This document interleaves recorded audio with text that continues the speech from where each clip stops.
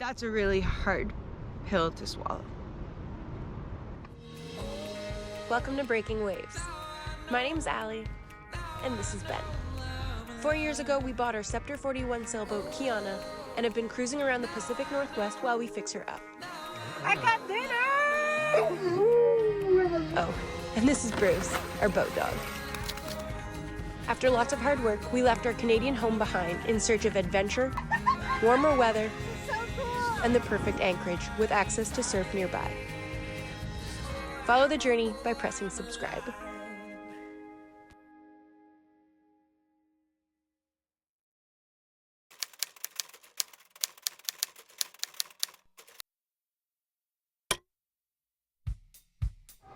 Alright guys, Santa Cruz has been fun, but time to move on.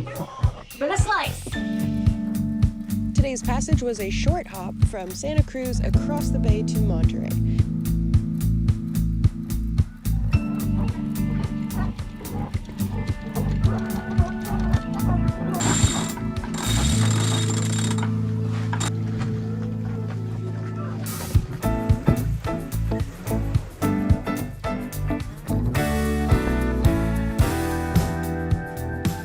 I don't know what's happening here, but we're not getting any of our instrument readings. We're not getting, well, we're getting wind on the wireless wind. What's it called? The MN100T, the one instrument that's wirelessly connected to everything. But our I-70s, our main multifunction instrument displays, aren't showing us anything really. Nothing really is functioning properly. I just checked a few, everything's powering up, but it's like there's a data connection issue, but I just checked a bunch of the connections, they all look fine, so I'm not really sure what's happening. Humpback's breaching up in front of us, probably a good 2 or 3 miles away, I bet.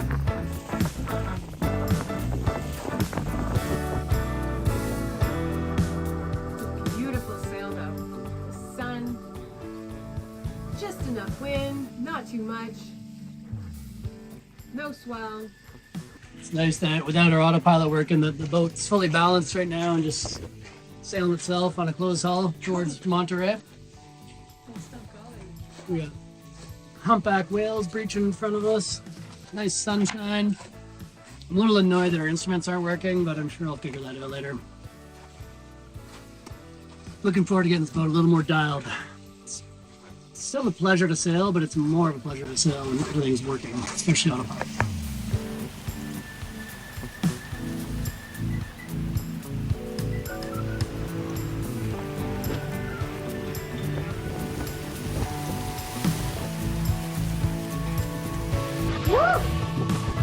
What a dreamy sail.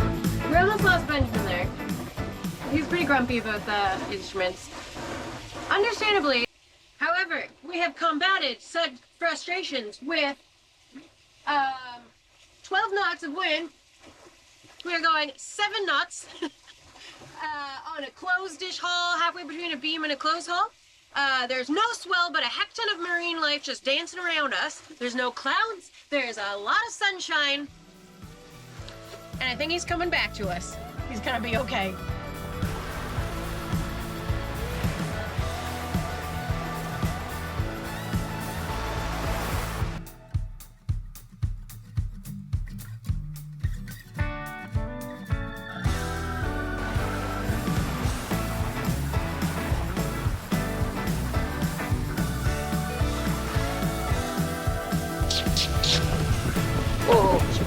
I can't really believe we're here, like in California. And I especially can't believe we got here by sailboat.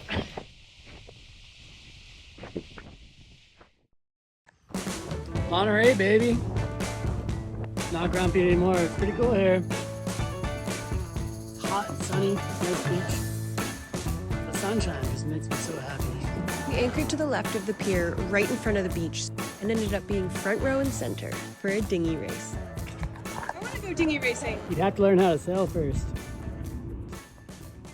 I like it here. Me too. It's hot. It feels like we've made it. We've made it to California. Ta-ta. To the deck. to the biggest dick you've ever seen. It's a nice Look dick. at the size of that dick. What a nice dick. Look how big that dick is without a dinky on it. That is by far the biggest dick I've ever seen. Without a dinky on it. There are no dinks on my dick. Oh. Roof. Roof. Let me just go itch my Roof. butt on the sand. Roof. Roof. Roof. Roof. All right, I'm gonna fix these electronics right now, right here.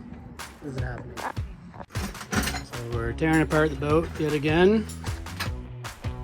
It turns out we forgot to close the seacock on our bathroom sink, and when we heeled over, it flooded the bathroom. Not particularly a big deal, as the water just flowed to the bilge, but unfortunately the connection from our transducer to the panel was soaked and damaged.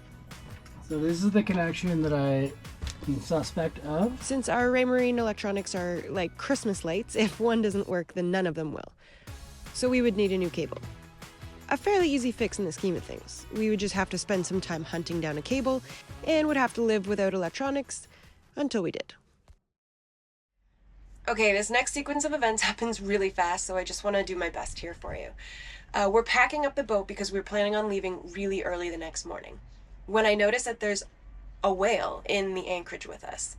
I run downstairs to grab my camera and immediately start taking pictures, obviously. When I notice that there's something off about its silhouette. I can't really figure out what's going on. I shine a light on it and I realize that the whale is actually wrapped up in a crab pot.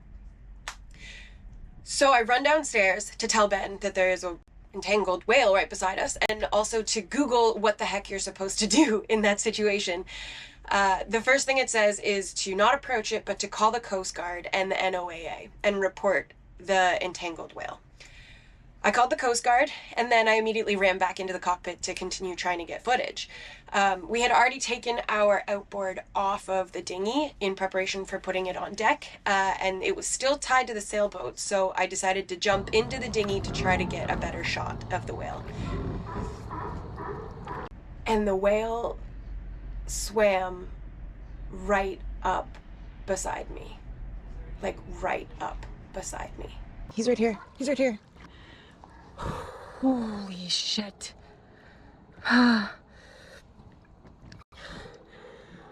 Me.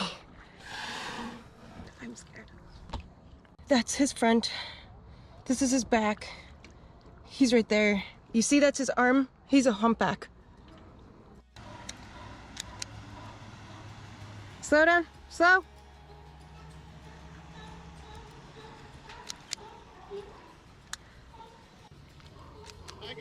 Hey, we got a whale. Where's it at? Right there. Here at 2 o'clock. Right beside you. The crab pot's around his tail, like right where, at the base of his fin. You need a hand? Well, maybe you could come on the boat and then just you can stay back just in case. Oh, Okay. really? What's your name? Hi, I'm Allie. Guys, grab some life jackets out of the back. Okay. Where's the head? Between us and these lights. How far? 100 feet. You see the spurt? Yeah, brother. That thing's sticking up right there. The light's on. Is the crab pot. Here, Ben. What we don't want to do is get lights in the cars that was full. Okay. I don't know that. He's gonna come up. Okay, you guys have a knife? Yeah. Can you open it? Yeah. Watch his dorsal. Oh my god. Holy actual shit. You got both? Got a boat. Yeah.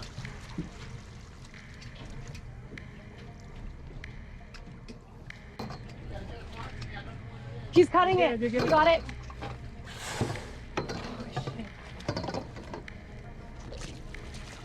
Did you get it? He's diving. Can you hold on? Well done, Ben. Yeah, he's underneath you. He Let him can go. Just go neutral for a bit. Neutral. Yes. You got a hand on it. I can get my hand on the float, but it's hard to get a knife on the float below. Oh god. All right, Coast Guard. Is that he went all the way over there? Whale is about 25 feet long, 30 maybe. It's got a trap lock handle down its tail. Is that him? Got it right here. There he is. Go for it big time, like grab my legs, because I got to get like way off the boat. Okay.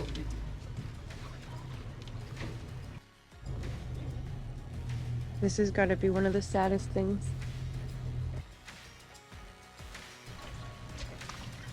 Should we give them space? I don't want to spook him. What's that? Should we give him space? I don't want to spook the whale. Because he's cutting it. Oh my god, yes. Did you get it?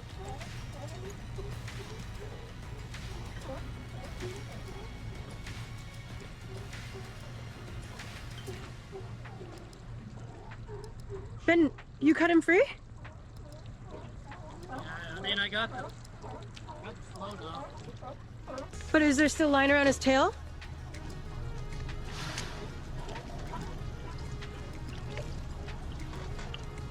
I mean, he's just waiting for you. This was such a weird moment for me in the Coast Guard because Ben just stopped talking. He just stopped answering us. At this point, I could see that we probably weren't going to save this whale. Float off. There's still a line attached to him. He's got a pretty nasty gash. His tail's like half off. Okay, so the Coast Guard's coming over. They're going to put a guy in this boat. Yeah. You can either do it again, and then I'll go with you. I don't know what we can do, honestly, at this point. I don't know if we can. We might be, if he's calm like that again, we might be able to get our hand on the line again. And it feels like it's pretty in him though. Like It's been cutting away at his Yeah, flesh. Yeah. it seems like it's possibly above our pay grades, to be honest. Yeah, no, hey, yeah, if you want out, you're out. I get it. Yeah. I mean, I'll try again. I just don't know if there's much more we Yeah, can it's do. definitely above my pay grade. Well, that's not what they say. But I'm not afraid of it. I'm just. Oh, I am. I don't know what we can do, to be Well, honest. we've I don't also- think he's got the ability to do his tail whip, so I think he's in a lot of pain. yeah, I think he's very tired and he's a calf. yeah, I think he's dying. This is the time to help him if we can. Yeah. After this, he'll probably swim out, and that'll be the last anybody sees him. I mean, Yeah. if we go back and have another look at it, I was just focused on the buoy, and then you I got? realized there's a line still on him. So, but maybe we have another look at it. We played this game with the whale for over an hour, where he would let us help him until we touched a tender part of the line and he would dive, only to resurface 10 feet or so from us. It's like he was asking for help. While Ben and I were thrilled to be able to help, we definitely felt underqualified and couldn't help but wonder where the dive team was with flashlights and appropriate gear that you see in the movies. Were they coming? Did they even get the call? This poor whale was dying and we were helpless, unable to cut the rope that was completely encased in its wound. This white bit you see on his tail, that's decaying flesh.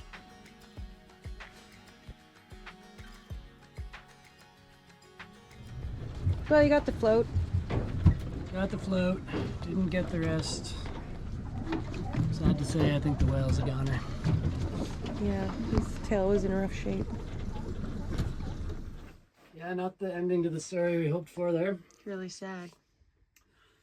It's sad. I don't know. Didn't feel like there was a whole lot we could do. Kept diving. Every time I got my hand anywhere near. Thank you. Anytime I got my hand anywhere near the rope, like we got the buoy cut away, and then as soon as I put any tension at all on the rope, the other rope I could get my hand on, he would dive. And then there was 2 more ropes that were attached from his tail to the front of his body that was like making him all like crinkled He up. looks like he had scoliosis for the people who couldn't see because they couldn't see much. And those ropes, couldn't reach them. We tried with the boat hook, and we went back with the boat hook, and then we couldn't get close again. So And they were like an inch thick rope. yeah, we did the best effort we could. Yeah, I just felt like the first time I went up and like kept telling the whale that's like, it's all right, I'm here to help, I'm here to help. I feel like I made a little bond with the whale. And then You were like petting it and Yeah, it just and then- stayed there. It was yeah. crazy. I don't think there was much that could be done, to be honest. I think the whale was kind of done for. Sad. It was really sad. Yeah. It just makes me feel like companies like Rugged Coast, not to plug them, but their mission right now is to clean up some ghost fishing gear, Exactly what that was. which is exactly what that whale was tangled in. It makes me hate humans, to be honest. It makes me feel really bad and awful, and the garbage that we just leave in the ocean is killing stuff. Like, it's... Anyway, I don't want to make this like a dark episode, but that was an experience for the books, I'd say. In the moment, it all felt really surreal. But as the days passed, it all kind of set in, and it really weighed on us. I'm going to be vulnerable for a second, so haters, maybe take it easy on me. I was looking out the front window and I see a blowhole. I started crying when I saw that blowhole because I was wondering if that whale that I was looking at was the mom of the one we couldn't save.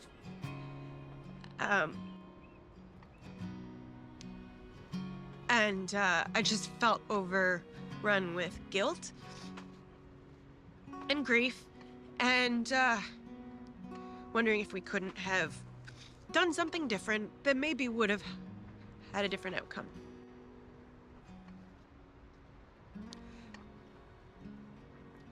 I spent some time Googling after that happened, like a couple days ago, and there's like 3,000 cases a year of whale entanglement in ghost fishing gear. That's a lot of animals dying. And that's just whales. A lot of animals dying because of us being lazy about cleaning up after ourselves. I'm bothered, I guess. That calf shouldn't have died. And not only that, but it's gonna die a slow death. That's a really hard pill to swallow.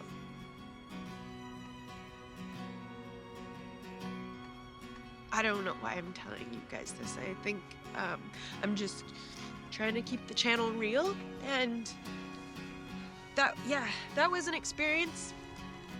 I'm not saying it was a good one, I'm not saying it was a bad one, but it was a learning experience, and it's one that I won't forget.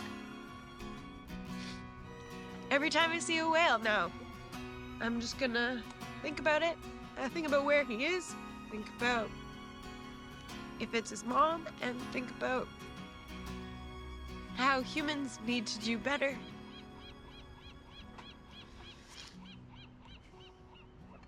Maybe we all can. If you so feel inclined to make a change, Ben and I both spent a lot of time working for Rugged Coast Research Society, which is a nonprofit organization that is currently cleaning up ghost fishing gear off the coast of Vancouver Island. You can check out their website, which will show you how to both volunteer or to donate. This is also a great time for me to remind you that a portion of all proceeds that we make from this channel goes towards Rugged Coast Research Society to help them do what they do. I would also like to remind you that if you encounter a whale that is entangled, please don't approach it. It is not safe for you, it's not safe for the animal, and no offense, but the odds of the whale surviving are just going to be better if you just call the authorities. Call the Coast Guard and call the NOAA that's near you. Also, thank you so much to Craig Carlson for joining our Patreon team, as well as Bob and Tracy Stout. You guys are the best. Thank you so much for the support. And we will see the rest of you at the next episode.